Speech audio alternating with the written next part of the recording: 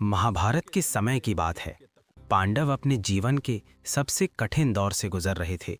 हस्तिनापुर का राजमहल, सुख सुविधाएं और सम्मान सब कुछ उनसे छिन चुका था। अब वे घने जंगलों में वनवास काट रहे थे। जंगल की एक शांत शाम थी। चारों ओर पेड़ों की सरसराहट और पक्षियों की आवाजें गूंज रही थीं।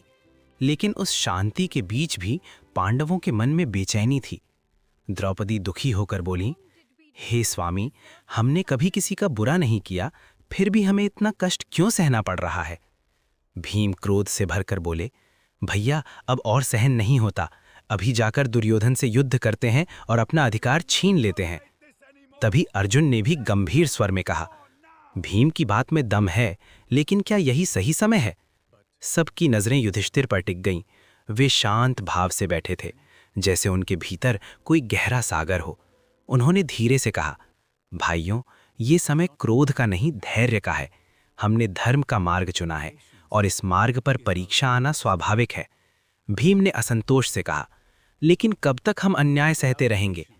युधिष्ठिर मुस्कुराए और बोले, धैर्य ही हमारी सबसे बड़ी शक्ति है। यदि हम अभी क्रोध में निर्णय लेंगे तो हम भी अधर्म के मार्ग पर चले जाएंगे। सही समय आने दो, तब न्याय अपने आप हमारे पक्ष में होगा। उनकी बातें सुनकर सभी शांत हो गए। उन्होंने अपने मन को मजबूत किया और कठिनाइयों को सहते हुए आगे बढ़ते रहे। समय बीतता गया।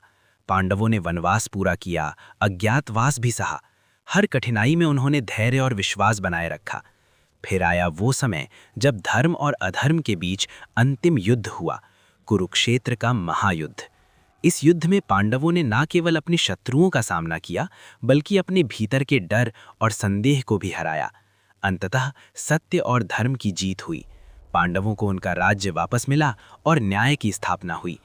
कहानी के अंत में युधिष्ठिर ने अपने भाइयों से कहा, देखो, यदि हम उस समय अधैर्य दिखाते तो शायद आज ये विजय हमें नहीं मिलती। धैर्य ही हमें सही मार्ग पर बनाए रखता है।